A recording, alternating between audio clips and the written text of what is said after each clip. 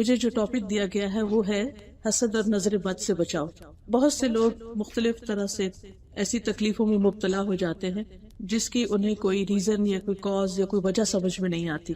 تو بہت ضروری ہے کہ ہم اس چیز کی حقیقت کو سمجھیں کہ ہمارا دین اس کے بارے میں کیا کہتا ہے۔ جہاں تک حسد کا تعلق ہے تو وہ ہم سب جانتے ہیں کہ اٹ ایگزسٹس، اس کا وجود ہے۔ اور انسان کی جب پیدائش ہوئی تھی آدم علیہ السلام کی، تو سب سے پہلے تو ابلیس نے آدم علیہ السلام سے حسد کیا تھا اور ان کو سجدہ کرنے سے انکار کیا تھا۔ اس کے بعد ہم دیکھتے ہیں کہ آدم علیہ السلام کے بیٹوں میں حابیل اور قابیل جو دو بھائی تھے، ان کے بیچ میں ایسے ہی جذبات پیدا ہو گئے تھے، جس کی بنا پر جو سب سے پہلا قتل تھا دنیا میں وہ حسد ہی کی وجہ سے ہوا تھا کہ قابیل جو تھا وہ حابیل سے حسد کرتا تھا۔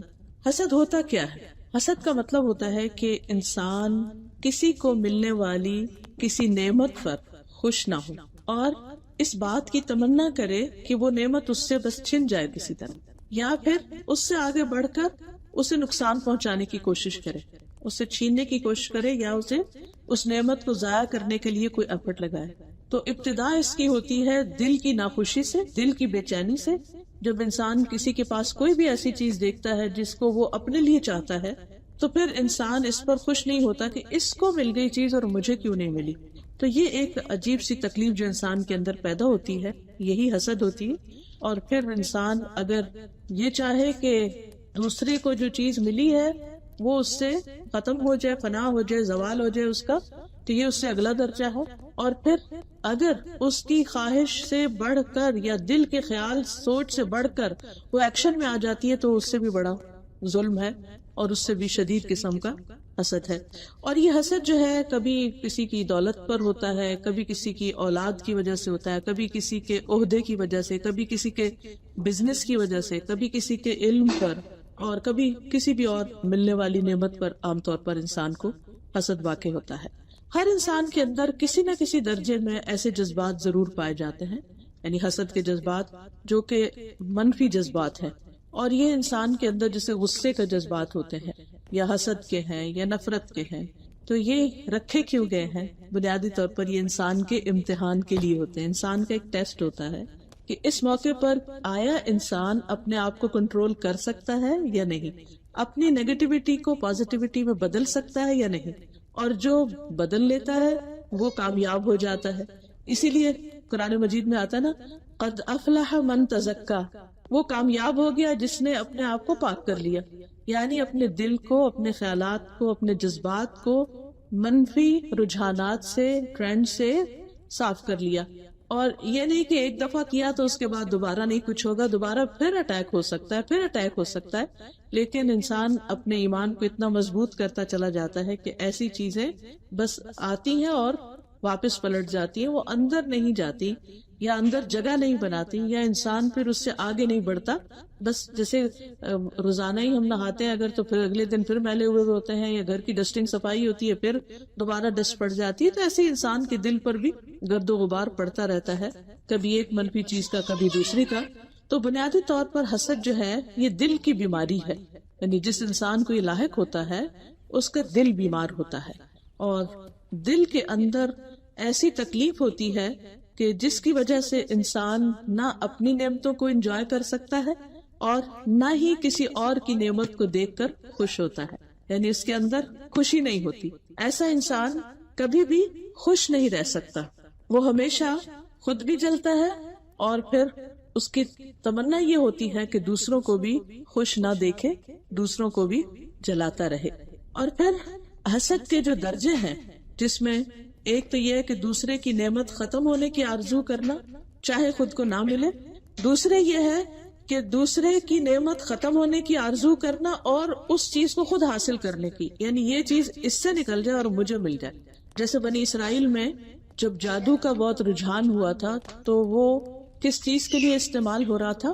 جیسے سورۃ البقرہ کے شروع میں یہ آتا ہے پہلے ہی پارے میں کہ وَاتَّبَعُوا مَا تَتْلُو الشَّيَاطِينُ عَلَى مُلْكِ سُلَيْمَانَ وَمَا كَفَرَ سُلَيْمَانُ وَلَكِنَّ الشَّيَاطِينَ كَفَرُوا يُعَلِّمُونَ النَّاسَ السِّحْرَ، کہ شیاطین جو تھے وہ لوگوں کو جادو سکھاتے تھے، اور پھر لوگ جو تھے وہ وَمَا أُنزِلَ عَلَى الْمَلَكَيْنِ بِبَابِلَ هَارُوتَ وَمَارُوتَ، اور بابل کے شہر میں جو دو فرشتے آئے تھے ان پر جو علم اتارا گیا تھا، اور پھر سیکھتے بھی کیا تھے، فَيَتَعَلَّمُونَ مِنْهُمَا مَا يُفَرِّقُ بَيْنَ الْمَرْءِ وَزَوْجِهِ، وہ چیز سیکھتے تھے جس سے شوہر بیوی کے درمیان جھگڑا پڑ جائے، ان کی جدائی ہو جائے۔ اور تفاسیر میں آتا ہے کہ وہ جدائی کیوں ڈلوانا چاہتے تھے، اس کی ایک وجہ تو یہ ہوتی تھی کہ ان دونوں کا آپس میں خوش رہنا ان کو پسند نہیں تھا، یعنی کوئی بھی ہو سکتا ہے، کوئی قریبی رشتہ دار ہو سکتا ہے، دوست ہو سکتا ہے، تو اس کے لیے کہ یہ دونوں الگ ہو جائیں اور یہ خوش نہ رہے۔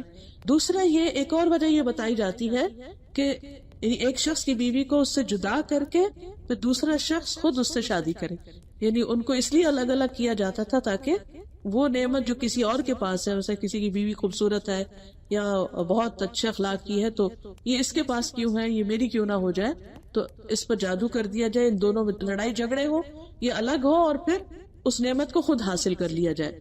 تیسرا یہ ہوتا ہے کہ کسی کی بھی نعمت برداشت ہی نہ کرنا اس وقت تک جب تک اسے خود وہ نہ مل جائے یا دوسرے سے چھن نہ جائے۔ اور چوتھی بات یہ ہے کہ دوسرے جیسی نعمت چاہنا جبکہ یہ تمنا نہ ہو کہ دوسرے سے چھنے، اب بس ٹھیک ہے اس کے پاس بھی ہے لیکن میرے پاس کیوں نہیں، مجھے ملنی چاہیے۔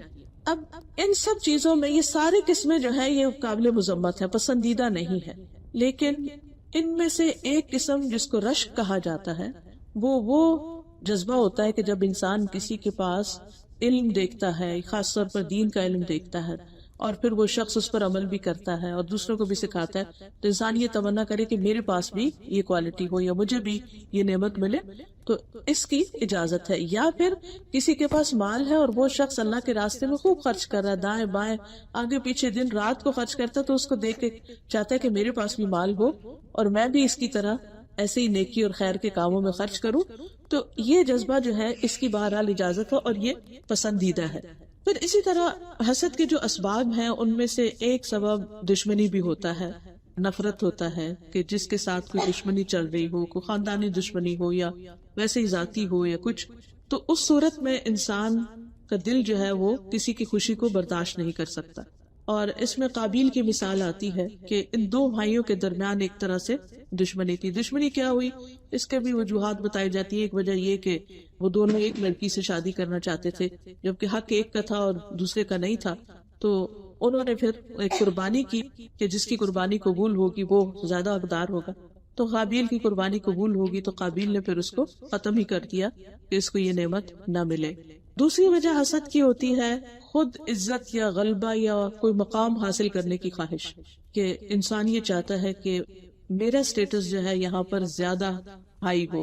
مثلا خاندانوں میں عموماً یہ ہوتا ہے کہ اگر ایک بہو آئی ہے تو اس کی بہت آؤ بھگت ہے، وہی کرتا دھرتا ہے، سارے اس کی طرف توجہ کرتے ہیں، پھر کچھ عرصے کے بعد دوسرے بھائی کی شادی ہوتی ہے، دوسری دیورانی یا جیٹھانی جو بھی آ جاتی ہے، تو اب وہ اپنے اخلاق یا اپنے قابلیت کی بنا پر اگر ہر ایک کی ہر دل عزیز ہونے لگتی ہے، تو جو پہلا شخص ہے اس سے یہ بات برداشت نہیں ہوتی اور پھر نئے آنے والے کے خلاف وہ کچھ نہ کچھ کرتا رہتا ہے، اور اگر اور کچھ نہیں تو کم از کم دل میں وہ ایک گرج سا یا بغض سا یا ایک عداوت سی ضرور پال لیتا ہے۔ اور اس کی بنیادی وجہ یہ ہوتی ہے کہ انسان کے اندر جو یہ خواہش ہے کہ میں بڑا بن کے رہوں۔ آپ دیکھیے کہ حسد بھی ابلیس کی طرف سے اور یہ تکبر بھی دراصل ابلیس کی طرف سے، اور یہ ابلیس نے بھی سجدہ اس لیے نہیں کیا تھا کہ وہ چاہتا تھا کہ میری بڑائی ثابت ہو، یعنی مجھے بڑا مانا جائے۔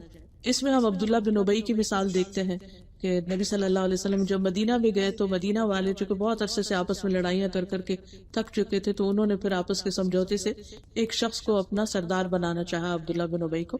لیکن اتفاق کی بات یہ کہ جن دنوں اس کو تاج پہنانے کی تیاریاں ہو رہی تھی تو نبی صلی اللہ علیہ وسلم کی مدینہ میں ہجرت ہو گئی، اب سب لوگ اس کو چھوڑ کر آپ کی طرف آ گئے۔ اب یہ چیز عبداللہ بن ابی کے لیے بہت ہی ناقابل قبول تھی، اور وہ آخر تک پھر نبی صلی اللہ علیہ وسلم کے خلاف کسی نہ کسی طرح سازشیں کرتا رہا، اور کبھی الزام تراشی آپ کے گھر والوں پر اور کبھی کسی اور طریقے سے۔ تیسری بڑی وجہ جو ہے وہ بھی تکبری ہوتی ہے، جس کی وجہ سے انسان چاہتا یہ ہے کہ سب کچھ میرے ہی پاس ہو تاکہ میری امپورٹنس زیادہ ہو، تو اپنی اہمیت جتانے کے لیے۔ چوتھی چیز جو ہے وہ خود پسندی ہوتی ہے کہ انسان اپنی ہی ذات میں جیتا ہے اور وہ اس کو اپنے سوا کوئی اور اچھا نہیں لگتا، یا اپنے سوا اس کو کسی کی کوئی خوبی بھاتی نہیں۔ جب کسی کی بھی تعریف ہو تو وہ کہیں نہ کہیں سے کچھ نہ کچھ اس پر ایسا نیگیٹو کمنٹ دے گا کہ جس کی بنا پر وہ شخص جو ہے دوسروں کی نگاہ میں کمتر ہو جائے یا ذلیل ہو جائے، تو یہ چیز بھی انسان کے لیے بہت نقصان دہ ہے۔ اس میں ہم دیکھتے ہیں کہ بنی اسرائیل نے نبی صلی اللہ علیہ وسلم پر اس قسم کا حسد کیا تھا، یا مکہ کے جو سردار تھے وہ نبی صلی اللہ علیہ وسلم پر ایمان نہیں رکھتے تھے، کیونکہ وہ اپنے آپ کو بڑی چیز سمجھتے اور اپنے آپ کو زیادہ قابل یا اہل سمجھتے تھے، اور کہتے تھے کہ انؤمن لبشرین مثلنا یا ما انتم الا بشر مثلنا، تم ہمارے جیسے انسان ہو، جیسے سورۃ یاسین میں بھی آتا ہے۔ وہ پیغمبروں کو اسی وجہ سے جھٹلایا، اسی طرح نبی صلی اللہ علیہ وسلم کو بھی اسی وجہ سے ان کا انکار کیا گیا۔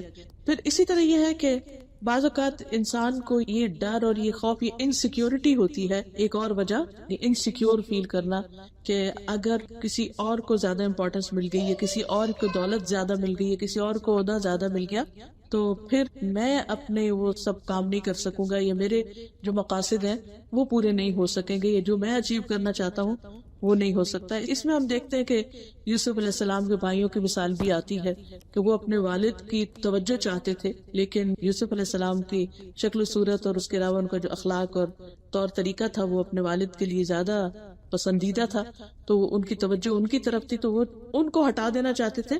وہ چاہتے تھے یخلو لکم وجہ ابیکم، یوسف کو ہٹا دو، تمہارے لیے تمہارے باپ کی توجہ جو ہے وہ تو زیادہ حاصل ہو جائے گی۔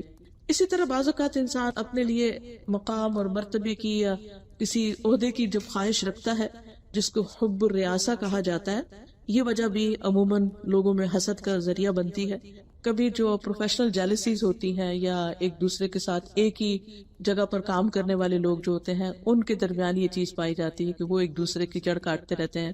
جو دور پار ہیں ان سے ملتے ہیں تو بہت اچھی طرح، لیکن جن لوگوں کے ساتھ اٹھنا بیٹھنا ہے ان کو برداشت نہیں کر پاتے۔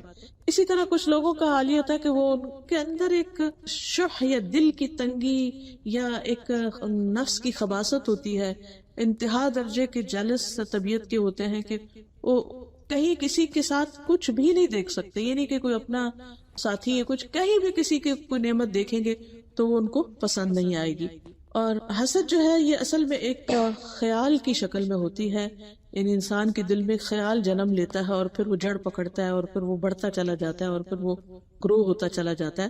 تو جہاں تک خیال آنے کا تعلق ہے تو اس پر پکڑ نہیں ہے، یعنی خیال کسی کو بھی آ سکتا ہے کسی کے بارے میں، یا انسان کو رشک آ سکتا ہے، یا انسان کے دل میں کسی کی نعمت دیکھ کے ایک ہوک اٹھ سکتی ہے کہ میرے پاس کیوں نہیں۔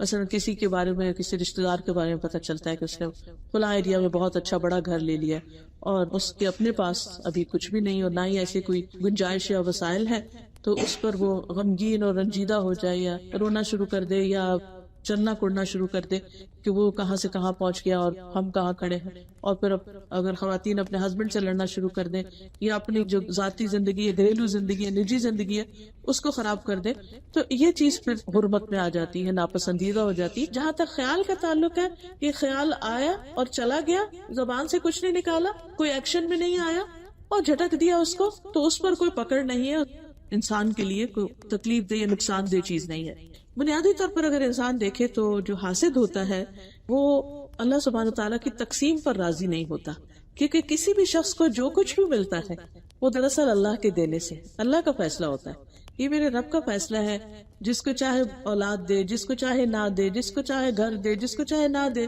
جس کو چاہے بہت اچھا کاروبار اس کے ترقی کروا دے، جس کو نہیں تو اس کے اذن سے ہے، رزق اس کے ہاتھ میں ہے، اولاد اس کے ہاتھ میں ہے، علم اس کے، ساری نعمتوں کا اصل مالک تو وہی ہے۔ تو حاسد ایک طرح سے اپنے رب سے مقابلہ کر رہا ہوتا ہے اور وہ اللہ کی تقسیم پر راضی نہیں ہوتا، اس پر ناراض ہوتا ہے کہ میرے رب نے فلاں کو کیوں دیا ہے۔ پھر اسی طرح یہ ہے کہ وہ دراصل شیطان کے قابو میں آ جاتا ہے، یعنی جب انسان کے اندر حسد زیادہ سے زیادہ ہونے لگے تو سمجھے شیطان نے اس کے اوپر تسلط پا لیا، وہ شیطان نے اس کو کنٹرول کر لیا، شیطان نے اس کے دل کو پکڑ لیا اور اب وہ اس سے باہر نہیں نکل سکتا۔ تو یہ ایسے ہی ہے کہ جیسے کوئی کسی کو قید کر لے، یعنی کسی کو گریب کر لے اور پھر اس کو وہاں سے نکلنے نہ دے۔ تو شیطان چونکہ انسان کا دشمن ہے، وہ ہر دم یہ چاہتا ہے کہ انسان جو ہے خوش نہ رہے۔ یہ کوئی انسان کسی دشمن کے لیے چاہتا ہی نہیں کہ دشمن اس کا خوش ہو، اس کی خوشی اس کو بری لگتی ہے۔ تو شیطان تو اللہ نے قرآن میں کہا ہے کہ انہ لکم عدو مبین، وہ تمہارا کھلا دشمن ہے، اس کی دشمنی میں کوئی شک ہی نہیں ہے۔ تو اس لیے پھر انسان جب یہ سوچے کہ اچھا اگر میرے دل میں ایسے خیالات ہیں تو اس کا مطلب یہ ہے کہ پھر میں نے اپنا آپ یعنی اپنا گھر ابلیس کے لیے کھول دیا کہ اب وہ آ کے قیمتی ترین چیز جو دل ہے اس پر قبضہ کر لے. تو نبی صلی اللہ علیہ وسلم نے بیسیکلی اس چیز سے واضح الفاظ میں منع کیا ہے کہ انسان کسی کے ساتھ حسد کرے. آپ نے فرمایا لا تحاسدوا ولا تباغضوا، نہ ایک دوسرے سے حسد کرو نہ ایک دوسرے سے بغض رکھو. بغض ہوتا ہے کینہ، یعنی دل میں نفرت رکھنا. نہ قطع رحمی کرو، رشتہ داروں سے مت کاٹو، اور اللہ کے بندو بھائی بھائی ہو جاؤ. اسی طرح جہاں حسد آتا ہے اور وہ جڑ پکڑتا ہے تو وہاں سے ایمان نکلنے لگتا ہے، یعنی ایمان میں کمزوری واقع ہونے لگتی ہے. کیونکہ حسد اور ایمان دو چیزیں اکٹھی نہیں رہ سکتی، ایک دل میں جمع نہیں ہو سکتی. پھر اسی طرح یہ دین کو موڑ دینے والی صفت، یعنی جن لوگوں کے اندر حسد کی بیماری پیدا ہو جاتی ہے وہاں سے دین رخصت ہو جاتا ہے، وہاں سے اللہ کی اطاعت اور اللہ پر توکل اور بھروسہ اور اللہ سے راضی ہونا اور اللہ کی طرف رجوع کرنا اور اللہ سے دعائیں کرنا، اللہ سے ایک خاص محبت اور قربت رکھنا، وہ چیز انسان کی زندگی سے رخصت ہونے لگتی ہے. تو لوگوں کے لیے خیر خواہی اسی میں ہے کہ وہ حسد نہ کرے. نبی صلی اللہ علیہ وسلم نے فرمایا لوگ اس وقت تک خیر پر رہیں گے جب تک وہ آپس میں حسد نہیں کریں گے. آپ نے یہ بھی فرمایا کہ بہترین انسان صاف دل والا اور زبان کا سچا ہے. کسی نے پوچھا کہ صاف دل والا کون ہوتا ہے؟ آپ نے فرمایا پرہیزگار، پاک صاف، جس کے دل میں گناہ نہ ہو، یعنی جیسے حسد وغیرہ، نہ بغاوت ہو نہ حسد ہو. تو ایسا انسان جو ہے یہ بہترین انسان ہے. اور حقیقت یہ ہے کہ ہمارا ظاہر تو لوگوں کے سامنے آتا رہتا ہے لیکن ہمارا اندر تو صرف اللہ ہی دیکھتا ہے. تو کسی نے بہت ہی خوبصورت بات کی تھی کہ ہم لوگوں کو نظر آنے والی چیز کے بارے میں تو بہت کانشیس ہوتے ہیں لیکن جو چیز صرف اللہ دیکھتا ہے اس کے بارے میں ہمیں کوئی فکر نہیں ہوتی کہ اس کو ہم کیا دکھا رہے ہیں. ایک حدیث میں آتا ہے اللہ تعالیٰ تمہاری شکل و صورت اور تمہارے مال کو نہیں دیکھتا، وہ تمہارے دل اور تمہارے اعمال کو دیکھتا ہے. تو جو ہمارا دل دیکھتا ہے وہ پھر کیا دیکھتا ہے کہ اس کے اندر کیا بھرا ہوا ہے. اور جنت والے جو ہیں وہ ان کی ایک بہت بڑی خوبی ہوگی کہ وہاں وہ کسی سے حسد نہیں کریں گے. ہر جنتی کے اوپر کئی درجوں والے ہوں گے اور کوئی اس کے ساتھ والے ہوں گے لیکن کوئی کسی سے حسد نہیں کرے گا. لیکن یہ خوشی پھر وہاں تبھی کسی کو ملے گی جب دنیا میں انسان اس چیز کو اپنے اندر سے صاف کرنا شروع کر دے. قرآن مجید میں آتا ہے ادخلوها بسلام آمنین، داخل ہو جاؤ اس میں سلامتی کے ساتھ، امن میں رہتے ہوئے، بلا خوف و خطر. وَنَزَعْنَا مَا فِي صُدُورِهِم مِّن غِلٍّ إِخْوَانًا عَلَى سُرُرٍ مُتَقَابِلِينَ. ان کے دلوں میں اگر کچھ قدورت ہوگی تو ہم اسے نکال دیں گے اور وہ بھائی بھائی بن کر آمنے سامنے بڑے بڑے کاؤچز پر بیٹھے ہوئے ہوں گے. اب اس میں یہ کہ جنت والے جب جنت کے قریب پہنچیں گے تو اندر جانے سے پہلے وہ ایک پل پہ روکے جائیں گے اور اس پل پر ان کو صاف ستھرا کیا جائے گا فزیکلی بھی، کیونکہ اب جنت میں انٹری ہے، اور اس کے ساتھ ساتھ ان کے دل بھی صاف کیے جائیں گے کیونکہ جنت میں ہر دو لوگوں کے دل ایک جیسے ہوں گے، سارے جنتی ایک دل والے ہوں گے. کوئی کسی سے نفرت، حسد، بغض، کینہ، جالسی کچھ بھی نہیں ہوگی. تو اس کے ساتھ اندر جانے کی اجازت ہی نہیں. تو اگر ایک انسان کے کوئی نیگیٹو تھنکنگ ہے، کچھ نہ کچھ اس کے اندر آتا رہتا ہے، یا کچھ لوگ اس کو تنگ کرتے ہیں اور ان کے بارے میں اس کے دل میں بدگمانی، لیکن وہ دونوں اپنی اپنی جگہ بڑے اچھے اچھے کام بھی کرتے ہیں. یہ بہت صدقہ خیرات کرنے والا ہے، یہ بہت عبادت گزار ہے، یہ اور کسی خوبی کا مالک ہے. اب یہ بھی جنت میں جا رہا ہے وہ بھی، لیکن دونوں میں بنتی نہیں کیونکہ بعض اوقات طبیعتیں نہیں بھی ملتی. تو اب یہ تو نہیں ہو سکتا کہ جنت میں بھی رہیں اور اندر سے جلتے رہیں کیونکہ جنت میں کوئی جلن نہیں. تو اس سے پہلے پھر ان کے دلوں کو صاف ستھرا کر کے دھو کے پھر ان کو تیار کر کے پھر اندر لے جایا جائے گا تاکہ ہمیشہ کی خوشیوں میں رہیں. رسول اللہ صلی اللہ علیہ وسلم نے فرمایا اہل جنت نہ آپس میں اختلاف کریں گے، لا اختلاف بینہم ولا تباغض، اور نہ ان کے اندر بغض ہوگا. قلوبہم قلب واحد، ان کے دل ایک دل کی طرح ہوں گے. اب یہ کہ حسد کے کچھ نقصانات بھی ہیں. سب سے پہلا نقصان تو یہ کہ انسان کے جسم کو خراب کرتی ہے، انسان کے چین کو لوٹ لیتا ہے، انسان کے دین کو خراب کرتا ہے. یعنی حسد دوسروں کو تو کیا نقصان دے گا، کرنے والے کو سب سے پہلے اس کو بھی نہیں چھوڑتا. بالکل ایسے ہی ہے کہ آپ نے دیکھا ہوگا کہ جس جگہ آگ جلائی جاتی ہے جگہ کالی ہو جاتی ہے، اس دھوئیں سے جو جل جل کے لکڑی یا کسی بھی چیز سے نکلتا رہتا ہے، جس دل کے اندر یہ آگ ہوتی ہے وہ اس دل کو سیاہ کرتی رہتی ہے. انسان کی اچھی عادتیں اور اخلاق مارا جاتا ہے. یعنی جیلس پیپل جو ہوتے ہیں وہ با اخلاق نہیں ہو سکتے، ان کے اندر ایک کھچاؤ ہوتا ہے لوگوں کی طرف سے، وہ آگے بڑھ کے سلام نہیں کرتے، آگے بڑھ کے کسی کی مدد نہیں کرتے کیونکہ وہ کسی کو خوش دیکھ ہی نہیں سکتے، نہ خود اسمائل کرتے ہیں اور نہ ہی ان کو پھر کوئی اسمائل کرتا ہے. تو نبی صلی اللہ علیہ وسلم جب مدینہ میں ہجرت کر کے تشریف لے گئے تو عبداللہ بن سلام کہتے ہیں کہ سب سے پہلے جو بات میں نے آپ سے سنی وہ یہ تھی کہ یا ایھا الناس افشوا السلام، اے لوگوں سلام پھیلاؤ، اور واطعموا الطعام، اور لوگوں کو کھانا کھلاؤ، اور وصلوا والناس نیام، اور اس وقت نماز پڑھو جب لوگ سو رہے ہوں، تدخلوا الجنۃ بسلام، تو تم سلامتی کے ساتھ جنت میں داخل ہو جاؤ گے۔ تو اب آپ دیکھیے کہ جس کو کسی سے حسد ہو وہ اس سے آگے بڑھ کے سلام کیوں کرے گا، وہ اس کو کھانا کیوں کھلائے گا، وہ اس کو کسی بھی طرح مدد کیوں دے گا، اور پھر ایسی سوچے انسان کو اس حد تک بیمار کر دیتی کہ انسان کی نیند بھی اڑ جاتی ہے۔ پھر جب انسان رات کو سو نہیں سکتا تو پھر صبح تہجد کے لیے کیسے اٹھے گا؟ تو وہ اپنے لیے ایک مستقل مسئلہ کھڑا کیا رکھتا ہے، اور اس میں سب سے بڑا مسئلہ یہ ہے کہ انسان اچھی عادات کھو بیٹھتا ہے۔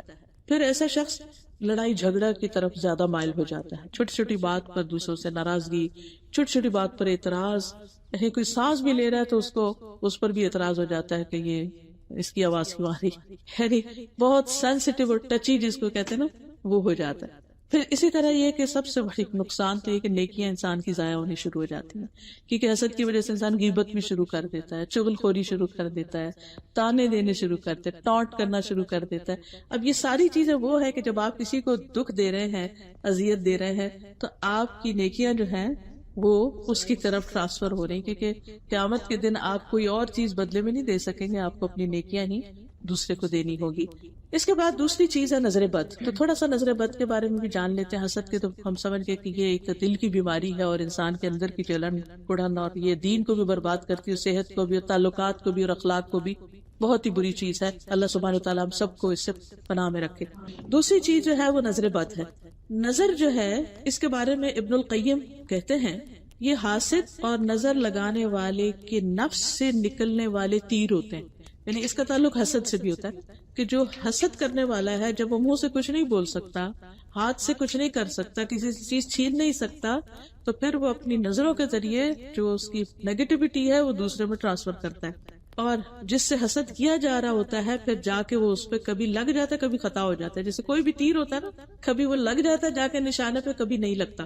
اب یہ ہے کہ اگر دوسرا شخص آگے سے پروٹیکٹڈ ہے، اس نے دعائیں پڑھ رکھی ہیں، اس نے آیت الکرسی، اور آگے میں انشاءاللہ کچھ دعاؤں کا بھی ذکر کروں گی، اگر وہ ذکر کرتا ہے تو اللہ کے فضل سے ذکر جو ہے وہ ایک محفوظ قلعے کی طرح، تو وہ قلعے میں بند ہے، کوئی اس کے اوپر وار کرتا ہے چاہے نگاہوں سے ہی کر رہا ہو یا باتوں سے، وہ اس تک نہیں پہنچتا، وہ واپس چلا جاتا ہے یا ختم ہو جاتا ہے۔ پھر نظر کا لگنا جو ہے یہ برحق ہے۔ نبی صلی اللہ علیہ وسلم نے فرمایا، بخاری کی روایت ہے کہ العین حق، نظر لگنا برحق ہے۔ یعنی بعض لوگ کہتے ہیں لو اب نظر ہی لگتی چلی جائے گی اور آنکھوں سے کیا ہوتا ہے، نہیں، اگر ہمارے دین نے ہمیں بتا دیا نا، نبی صلی اللہ علیہ وسلم نے بتا دی، تو وہ وہی سے ان کو پتا چلا ہے، انہوں نے کسی یونیورسٹی سے کوئی ریسرچ کر کے نہیں بات معلوم کی کہ جس کو کوئی جٹلا دے، کیونکہ دنیا میں تو جو معلومات ہوتی ہیں وہ ایک آتا ہے تو دوسرے کو ریفیوٹ کرتا ہے اور وہ دوسرا پہلے کو کرتا ہے، لیکن جو وحی کے ذریعے علم ہمیں ملا اس کو ہم ریفیوٹ نہیں کر سکتے، اس کا ہم انکار نہیں کر سکتے۔ تو نبی صلی اللہ علیہ وسلم نے فرمایا کہ نظر لگنا جو ہے یہ کیا ہے، برحق ہے۔ اور پھر یہ بھی یاد رکھیے کہ نظر اس وقت لگتی ہے جب انسان کسی کے سامنے آتا ہے، یعنی غائبانہ نظر نہیں لگتی۔ مثلا اگر آپ یہاں بیٹھ کے پاکستان میں کسی کے بارے میں کوئی خبر سنے کہ اس کو کچھ بہت بڑی کوئی چیز مل گئی ہے، تو آپ یہاں سے سوچیں کہ کیوں ایسا ہوا ہے، تو حسد تو ہو سکتا مگر نظر وہاں نہیں پہنچے گی آپ کی۔ نظر کسی کو اسی وقت لگتی ہے جب کوئی کسی کے سامنے آتا ہے۔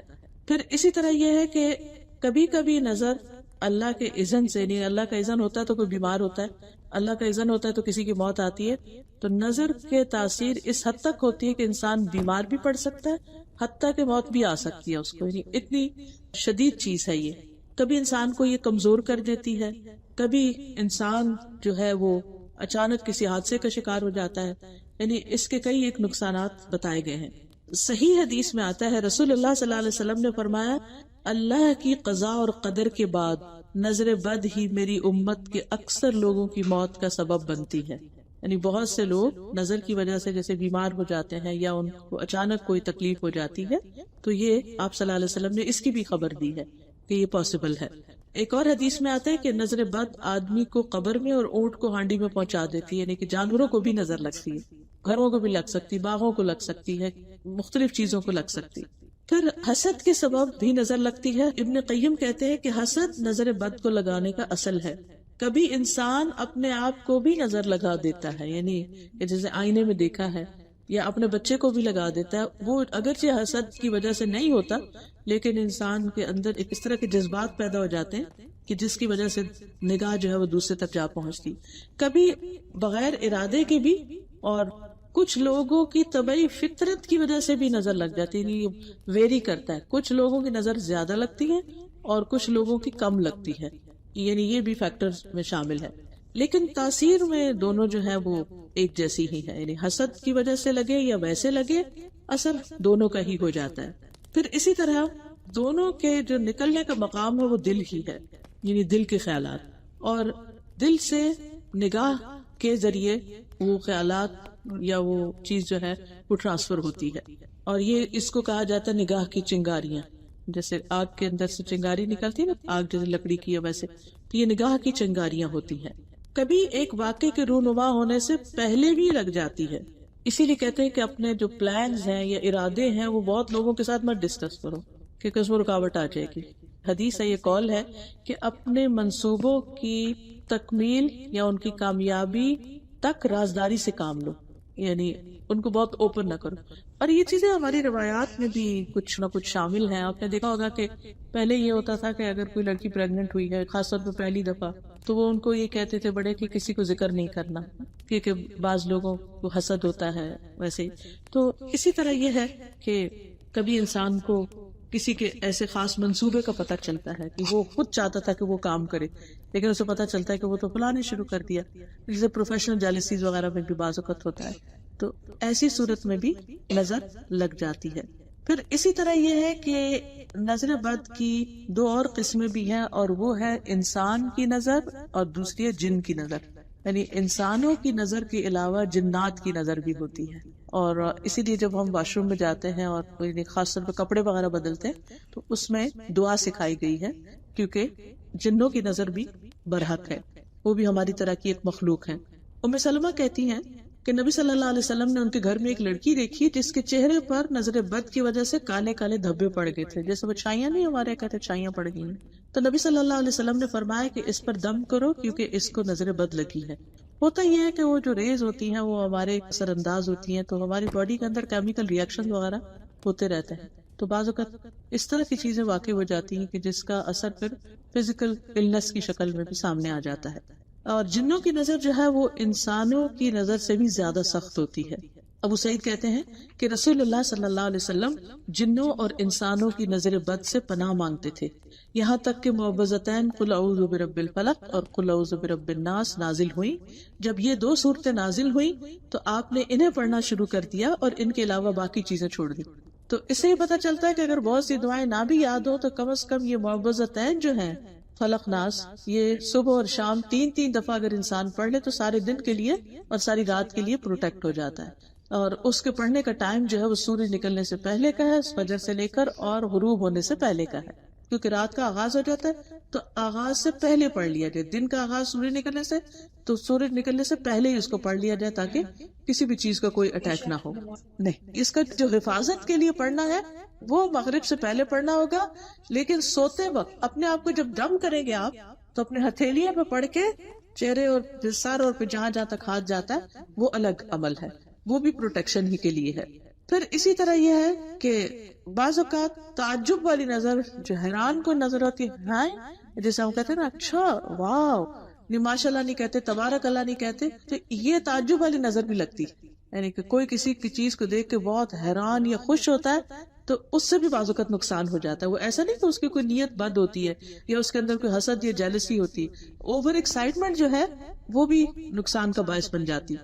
کیونکہ ہر چیز میں ہمارا دین جو ہے نا وہ اعتدال سکھاتا ہے، درمیانی راہ، نہ نفرت کی انتہا اور نہ خوشی کی انتہا، بلکہ ہر چیز اعتدال میں. اس بارے میں ہم دیکھتے ہیں سورۃ کہف میں آتا ہے ایک شخص کا باغ تھا بڑا خوبصورت، تو جل گیا. تو دوسرے نے کہا وَلَوْلَا إِذْ دَخَلْتَ جَنَّتَكَ قُلْتَ مَا شَاءَ اللَّهُ لَا قُوَّةَ إِلَّا بِاللَّهِ إِن تَرَنِي أَنَا أَقَلَّ مِنْكَ مَالًا وَوَلَدًا. جب تو اپنے باغ میں داخل ہوا تو نے یہ کیوں نہ کہا کہ جو اللہ نے چاہا، کوئی قوت نہیں اور کچھ بھی نہیں مگر مدد اللہ ہی کی ہوتی ہے. اگر تو مجھے دیکھتا ہے کہ میں مال اور اولاد میں تجھ سے کم ہوں تو کیا ہوا؟ اس میں آپ دیکھیے کہ ایک خاص چیز بتائی جا رہی ہے کہ جب انسان کسی بھی چیز کو دیکھ کر خوش ہو تو کہے ماشاء اللہ لا قوت الا باللہ، یعنی سب اللہ ہی کا دیا ہوا ہے. ابن حجر کہتے ہیں نظر کبھی خوشی اور تعجب کی صورت میں بھی لگ جاتی ہے، اگرچہ وہ حسد کے بغیر ہی کیوں نہ ہو، اگرچہ وہ کسی محبت کرنے والے کی طرف سے ہو، اگرچہ وہ کسی نیک آدمی کی طرف سے ہی ہو. اگر کسی آدمی کو کوئی چیز اچھی لگے تو اس کو فوراً اس چیز کے لیے برکت کی دعا کرنی چاہیے، بارک اللہ فیکم، جو اس کو اچھی لگتی ہے تو یہ اسی کی طرف سے دم ہو جائے گا. یعنی ادھر سے نظر کا تیر آ رہا ہے اور ادھر سے دعا آ رہی ہے، تو وہ ایک چیز جو ہے وہ دوسرے کو ہٹا دے گی. تو اس میں آپ دیکھیں کتنی بہترین چیز ہمیں پتہ چلی.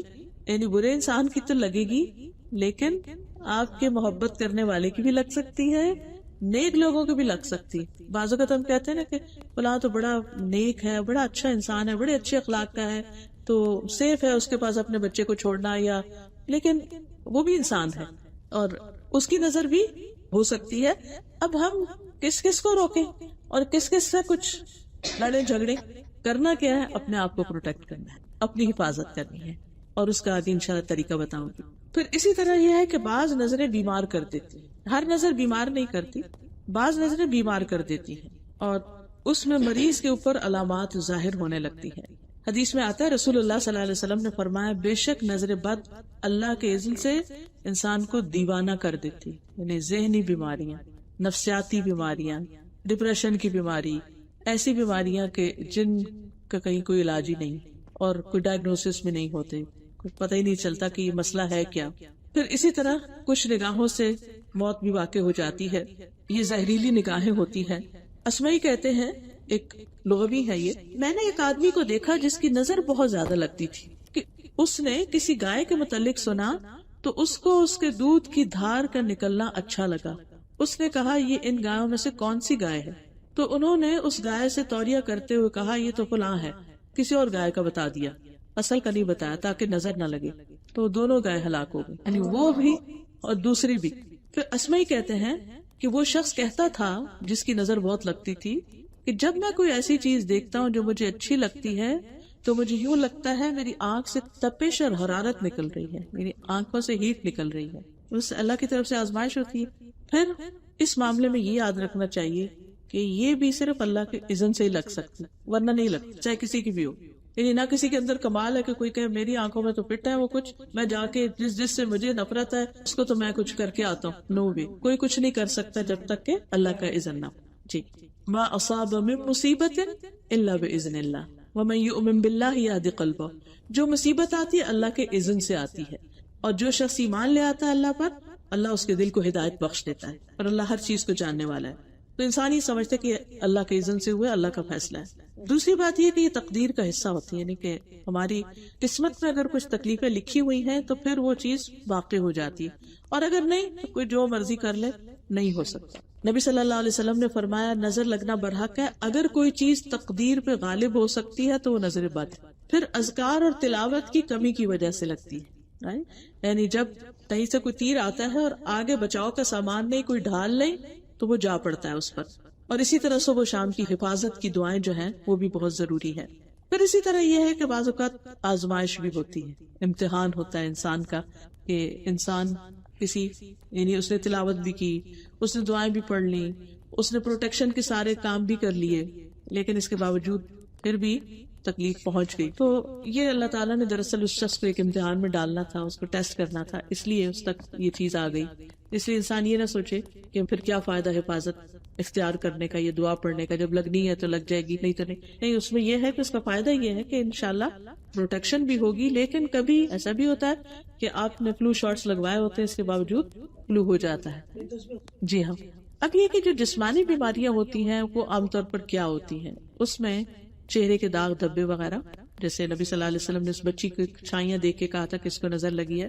بچوں کا بلا وجہ رونا، وداؤٹ اینی ریزن، کھا بھی لیا، سو بھی لیا، سب کچھ کر لیا، روئے جا رہے روئے جا رہے روئے جا رہے، چپ ہی نہیں کر رہے، اور انسان کو سمجھ ہی نہیں آتی. بعض اوقات تو آپ نے دیکھا ہوگا، اب سب نے جو بچے پالے ہیں، کبھی کبھی ایسا فیز آ جاتا ہے کہ ماں بھی تنگ آ جاتی ہے اور اٹھا کے پھینک دیتی ہے، اچھا جاؤ رو لو، پھر تم کسی چیز سے بہل ہی نہیں رہے، چپ ہی نہیں ہو رہے، وجہ بھی نہیں بتاتے. تو بنیادی طور پر وہ ان کے اندر ہی کوئی ڈسٹربنس ہوتی ہے.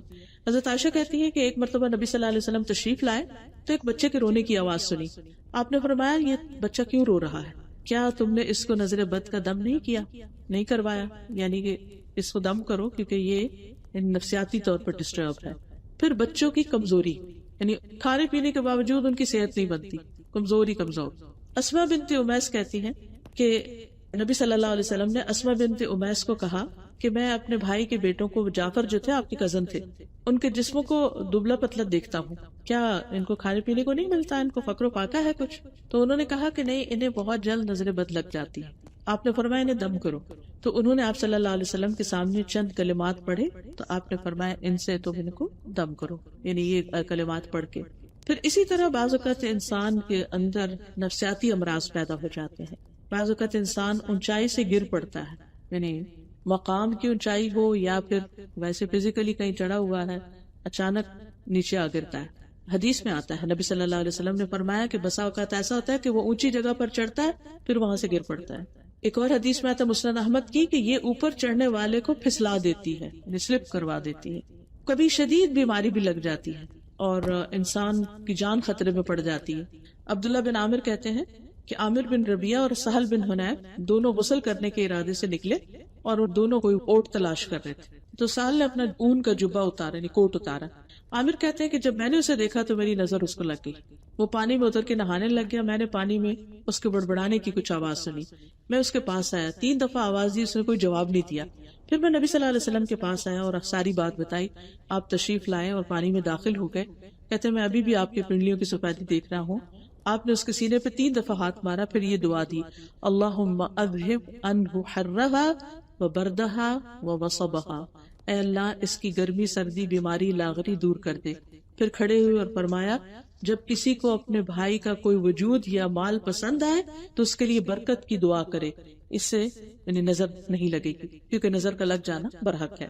اسی طرح کچھ اور علامتیں بھی ہیں، سر دکھنا بغیر کسی وجہ کے، بخار کا ہو جانا، کبھی کندھوں میں درد ہونا، اس طرح کا کہ جیسے کوئی جلن ہو، یعنی کہ یوں لگے جیسے 2 کندھوں کے بیچ میں جیسے کسی نے کوئی گرم چیز رکھی ہوئی. یعنی ایک تو ہوتی ہے درد اور ایک ہوتی ہے درد کے ساتھ ایک برننگ فیلنگ، جلن سی.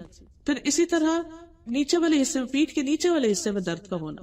قرآن سنتے وقت جمائیاں آنا، سننے میں یا پڑھنے میں قرآن میں دل نہ لگنا. اسی طرح ٹھنڈک میں بھی گرمی لگنا، اور کبھی الٹا کہ گرمی میں ٹھنڈک لگنے لگ جانا. بالوں کا اچانک گرنا شروع ہو جانا، پوری لٹیں جو ہیں وہ اترنا شروع ہو گئی ہیں. فوکس کھو دینا، فوکس نہ ہونا، کبھی وزن کا اچانک کم ہو جانا، بھوک نہ لگنا، کبھی چیز کو حفظ یاد نہ کر سکنا. یعنی بچے ہوتے ہیں نا حفظ قرآن حفظ کر رہے ہوتے ہیں، کبھی آپ نے ایکسپیرینس کیا ہوگا، کرتے کرتے جا کے کسی ایک سپارے پہ ایسا اٹکتے ہیں آگے نہیں بڑھ پاتے. بعض تو بچے چھوڑ ہی دیتے ہیں اور بعض رو دھو کے اور پھر دوبارہ کبھی شروع کرتے ہیں. پھر اسی طرح اسکن ڈیزیزز، پھر نیند کا کم آنا، تنہائی پسند ہو جانا، اس سے ملنے کو دل نہیں، رونے کی خواہش، بلا وجہ رونا بغیر کسی ریزن، کبھی صرف جسمانی اور کبھی روحانی جسمانی دونوں چیزیں اکٹھی ہو جاتی ہیں. اور اس میں خاص طور پر لوگوں میں جا کے نہ بیٹھنا، مردم بیزار ہونا، کسی سے میل ملاپ پسند نہ کرنا. پھر اس طرح ہسبینڈ وائف کے بیچ میں آپس کا تعلق ختم ہو جانا، یعنی فزیکل ریلیشن نہ ہونا، یا ویسے ہی آپس میں ایک دوسرے سے اچاٹ ہونے لگنا. مال میں برکت کا نہ ہونا، جس کام میں نظر لگی اس کام سے دل اچاٹ ہو جانا. یعنی بعض اوقات ہوتا ہے ایک انسان ایک چیز بڑی اچھی کر رہا ہوتا ہے، وہ اس کی ایکسپرٹیز ہوتی ہے، کسی کو بیکنگ کا شوق ہے، کسی کو کسی چیز کا، اچانک ہی شوق کا ختم ہو جانا اور بیزار ہو جانا اس کام سے. اچھا، لوگوں پہ شک کرنے لگنا کہ یہ مجھے گھورتا ہے، یہ مجھے دیکھتا ہے، اس کی نظریں ایسی ہیں، یعنی لوگوں کے بارے میں منفی خیالات کا پیدا ہو جانا. پھر اسی طرح اس بات کا احساس ہونا کہ میں لوگوں کی وجہ سے کامیاب نہیں ہو پا رہا، یعنی لوگ مجھے آگے نہیں بڑھنے دے رہے، یعنی اس قسم کے منفی خیالات دل میں جم جانا. اب یہ ہے کہ بچا کیسے جائے؟ کیا اس شخص کا پتہ لگایا جائے کہ کون ہے ایسا جو مجھے نظر لگاتا ہے؟ بعض لوگ ایک دم آئیڈینٹیفائی ہو جاتے ہیں، سب ٹھیک تھا، اچانک بچے کو کچھ ہو گیا، اچانک کوئی چیز ایسی نقصان ہو گیا، تو اس وقت جو بھی کوئی ہو وہ اپنے آپ کو خود بھی آفر کر سکتا ہے کہ بھئی میں خوش ہو گئی تھی دیکھ کے، یا مجھے اچھی لگی تھی یہ چیز، تو ہو سکتا ہے میری نظر ہو. تو پھر وہ وضو کا پانی اس کا لے کے تو جس انسان پر لگی ہو نظر اس کے اوپر چھڑکا جا سکتا ہے. تو اس میں بچاؤ کے طریقوں میں سب سے پہلے تو یہ کہ انسان اللہ پہ بھروسہ کرے.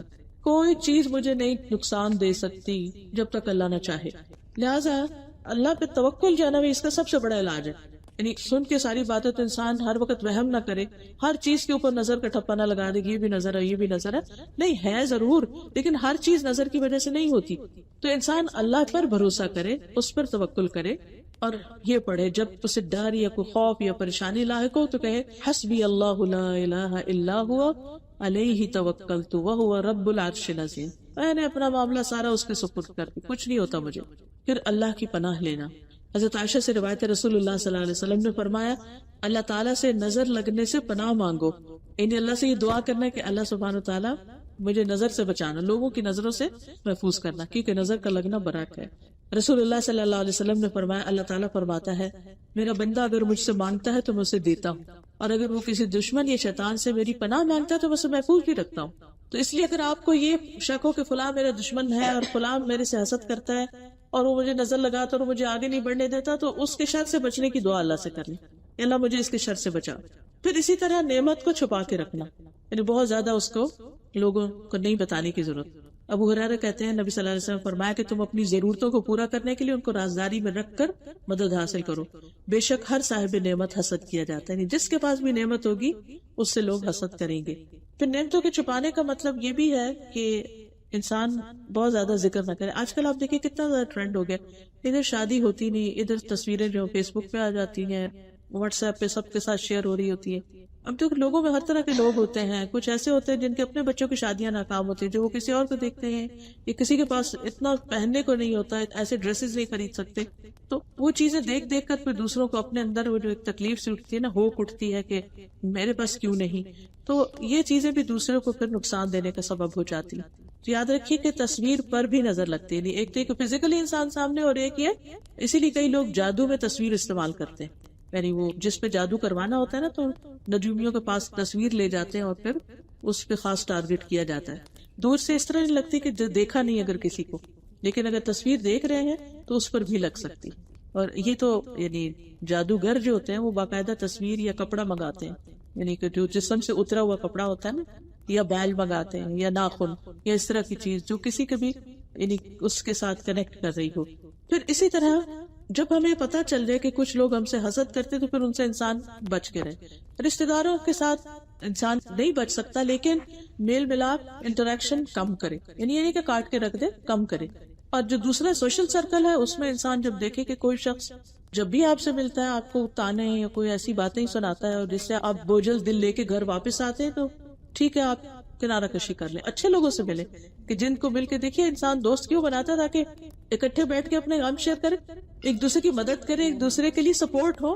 تو اگر آپ دیکھیں کہ وہ الٹا آپ کو پریشانی لاحق ہوتی ہے تو ایسے لوگوں کو پھر اوائڈ کریں، ایسے لوگوں سے مشورہ بھی نہ لیں، کیونکہ جب انسان کسی سے مشورہ لیتا ہے نا تو اپنے سارے راز پہلے بتاتا ہے، پھر اس کے بعد اس سے تو وہ بھی تکلیف کی چیز ہو جاتی. پھر اسی طرح یہ کہ انسان اپنی کوئی چیز دیکھے یا کسی کی ذات مال تو پسند آئے تو پھر برکت کی دعا دے، ماشاء اللہ لا قوت الا باللہ کہے. پھر اسی طرح یہ ہے کہ مال کے علاوہ جو چیزیں اچھی لگے ان پر بارک اللہ علیہ کہہ دے. پھر اسی طرح یہ بھی ہے کہ انسان جب کسی کی چیز دیکھتا ہے اور اس کے دل میں رشک آتا ہے میرے پاس نہیں، تو انسان آخرت کی بات سوچے کہ اگر دنیا میں نہیں تو آگے ہے نا، اچھے کام کرے، اللہ تعالیٰ کل دے دے گا.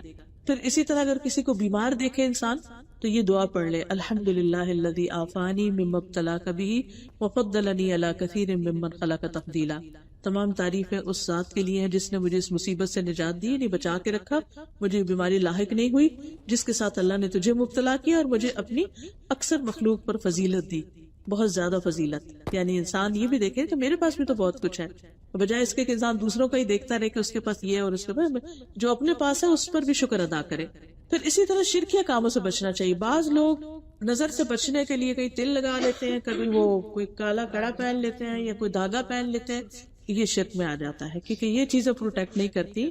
پروٹیکشن صرف اللہ کی طرف سے ہوتی ہے اور وہ دعا کے ذریعے ہوتی ہے. رسول اللہ صلی اللہ علیہ وسلم نے ایک مرتبہ کسی کو کہلا بھیجا کہ کسی اونٹ کے گلے میں کوئی تانت یا کوئی قلادہ باقی نہ چھوڑو مگر اس کو کاٹ ڈالو.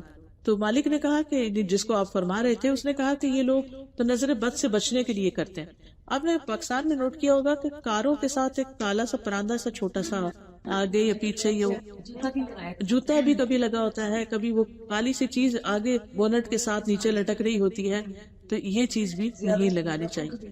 جی ٹرکوں پیچھے تو بہت ہی کچھ کیا ہوتا ہے، یہ بھی ٹھیک نہیں. پھر اسی طرح یہ ہے کہ اذکار جو ہے نا ایک زرہ کی طرح ہوتے ہیں اور قلعے کی طرح ہوتے ہیں، مضبوط دیوار کی طرح ہوتے ہیں. یاجوج ماجوج کی دیوار سے بھی زیادہ مضبوط ہوتے ہیں یہ ذکر اذکار جو ہوتے ہیں، جو تسبیحات ہم پڑھتے ہیں. تو ہر موقع کے جو ذکر نبی صلی اللہ علیہ وسلم نے سکھایا، واش روم جا رہے ہیں، باہر آ رہے ہیں، کھانا کھا رہے ہیں، چھینک آ گئی ہے، کسی کو دیکھا ہے، کسی سے وعدہ کر رہے ہیں، تو ہر وقت انشاءاللہ، بسم اللہ، ماشاءاللہ، یعنی ہر وقت کوئی نہ کوئی ذکر ہمیں سکھایا گیا. وہ ہماری پروٹیکشن کے لیے سکھایا گیا، اس پر اجر تو ہے لیکن پروٹیکشن بھی ہوتی ہے. پھر اسی طرح قرآن سے علاج، کیونکہ قرآن شفا ہے. خود قرآن میں اللہ تعالیٰ فرماتے ہیں وَنُنَزِّلُ مِنَ الْقُرْآنِ مَا هُوَ شِفَاءٌ وَرَحْمَةٌ. اور پھر انسان حسن ظن رکھے کہ قرآن جب کھولے تو اس نیت سے کھولے کہ اللہ تعالیٰ مجھے اس سے شفا بھی دے. یعنی باقی نیتیں بھی آپ کریں گے کہ اللہ مجھے اس پر عمل کی توفیق دے وغیرہ وغیرہ، لیکن ساتھ یہ بھی کہ اس سے مجھے شفا نصیب ہو. اور ویسے بھی نبی صلی اللہ علیہ وسلم نے بتایا کہ علیجیہا بکتاب اللہ، اللہ کی کتاب کے ساتھ اس کا علاج کرو. جب حضرت عائشہ رضی اللہ تعالیٰ عنہا ایک عورت کو دم کر رہی تھی تو آپ نے فرمایا قرآن کے ذریعے اس کو دم کرو، اور اس میں سب سے بہترین ہے سورۃ الفاتحہ. سورۃ الفاتحہ پڑھ کے خود بھی اور دوسروں کو بھی دم کیا جا سکتا ہے. ایک قبیلے کے سردار کو بچھو نے کاٹ لیا تھا تو صحابہ جو اس بستی میں گئے ہوئے تھے ٹریول کی حیثیت سے، انہوں نے سورۃ فاتحہ پڑھ کر اس کو لعاب دہن لگا دیا. پھر سورۃ البقرہ کی تلاوت کرنا یا سننا، گھر میں لگا دے روزانہ ایک دفعہ.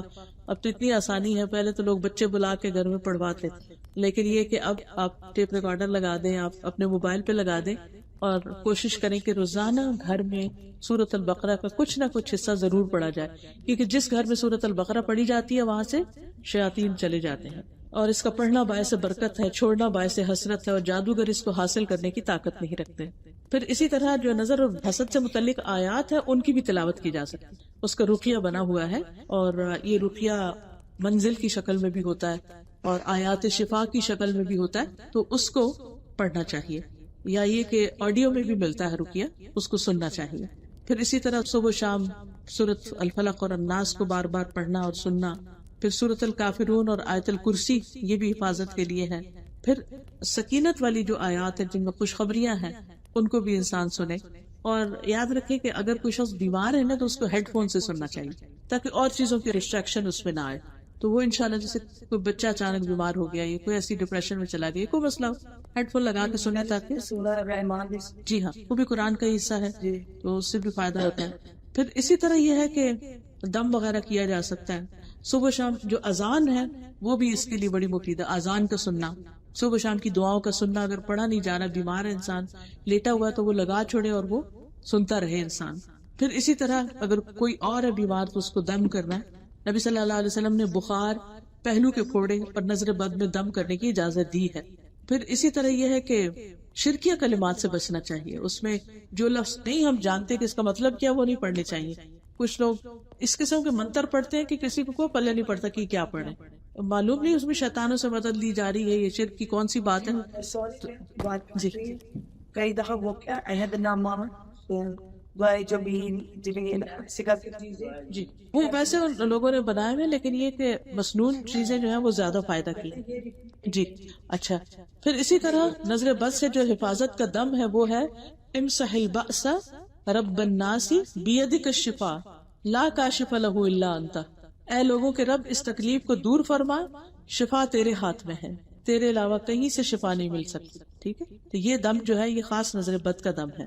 پھر نبی صلی اللہ علیہ وسلم اپنے نواسوں کو دم کیا کرتے تھے. اعوذکما بکلمات اللہ التامات من شر کل شیطان وہامۃ ومن کل عین لامۃ. پھر جبریل علیہ السلام نبی صلی اللہ علیہ وسلم کو آ کر دم کرتے تھے، تو وہ بھی ہے بسم اللہ یبریک ومن کل داء یشفیک ومن شر حاسد اذا حسد وشر کل ذی عین. پھر اسی طرح اعوذ بکلمات اللہ التامات من شر ما خلق. حفاظت کی دعائیں ہم آپ کے لیے لائے ہیں، انشاءاللہ تعالیٰ وہ دعائیں بھی آپ پڑھ سکتے ہیں. ناگہانی آفتوں سے حفاظت کی دعائیں ہیں، بری تقدیر کے شر سے بچنے کے لیے دعائیں ہیں. پھر اسی طرح نظر لگنے کا علاج ایک غسل کی صورت میں بھی ہوتا ہے. جس کی نظر لگے تو وہ وضو کر کے پانی دے اور اس پانی کو جسم پر بہایا جائے. نبی صلی اللہ علیہ وسلم نے فرمایا کہ اگر لوگ تمہیں غسل کے لیے کہیں تو کر دو، یعنی اس پہ ناراض نہ ہو. اور اس کا یہ ہے کہ جس پہ یقین ہو اس سے کہے، یا یہ ہے کہ اگر 2-3 لوگ موجود ہیں تو سب سے ہی کہہ دے. پھر اسی طرح یہ کہ جس کی لگی ہو وہ خود بھی وضو کرے تاکہ اس کی جو خرابی ہے وہ دور ہو. پھر اسی طرح یہ ہے کہ انسان اگر یعنی کہ نظر لگانے والا ہے تو اس کا اگر پیا ہوا یا کھایا ہوا کچھ بچا ہوا ہے تو اس کے کھانے میں کوئی حرج نہیں ہے. پھر اسی طرح یہ ہے کہ قدرتی چیزوں سے بھی علاج کرے انسان، جیسے زمزم کا پانی گھر میں رکھتا ہے انسان ایک بوٹل، اور جب مریض کو دینے لگے تو صرف ایک چھوٹا سا گھونٹ برابر پانی پورے گلاس میں ڈال دے تو وہ سارے کے اندر زمزم کی پراپرٹیز آ جاتی ہیں. تو اس طرح بھی آپ تھوڑا تھوڑا کر کے بھی استعمال کر سکتے ہیں. لیکن رقیہ جو ہے وہ یہ دم کا پڑھ کے اس پانی کے اوپر بھی پیا جا سکتا ہے، اور کم از کم 3 گلاس اگر روز کے ایسے پانی کے پیے انسان تو بہت فائدہ ہوتا ہے. حدیث میں آتا ہے انہا مبارکتن انہا طعام طعم، کہ یہ زیادہ بابرکت ہے اور کھانے والے کا کھانا بھی ہے. اور پھر زمزم جس مقصد کے لیے پیا جائے وہ مقصد پورا ہو جاتا ہے. پھر اس زمزم کے پانی سے نہانا بھی چاہیے اگر میسر ہو، نہیں تو پانی میں ملا کے اس پانی سے انسان نہائے. اور زیتون کے تیل کو استعمال کرے اپنے مساج وغیرہ میں. زیتون کا تیل پینا بھی چاہیے کیونکہ اس سے بھی انسان کے اندر ایک سکون کی کیفیت پیدا ہوتی ہے. اور آپ نے فرمایا زیتون کا تیل کھایا کرو اور اسے لگایا بھی کرو کیونکہ وہ بابرکت درخت سے ہے. پھر اسی طرح یہ ہے کہ کلونجی کا تیل جو ہے وہ بھی بہت فائدہ مند ہے، کہیں تکلیف ہو تو وہاں پر انسان اس کو لگا سکتا ہے. پھر اس طرح شہد کھانا، کلونجی کے دانے صبح کے وقت لینا 5 سے 7 دانے، کیونکہ اس میں شفا ہے. پھر کھجور، پھر سنا مکی، یہ پودا ہی ہوتا کیونکہ حدیث میں آتا ہے کہ سنا مکی اور سنوت کو لازم پکڑو کیونکہ اس میں ہر بیماری کا علاج ہے سوائے موت کے.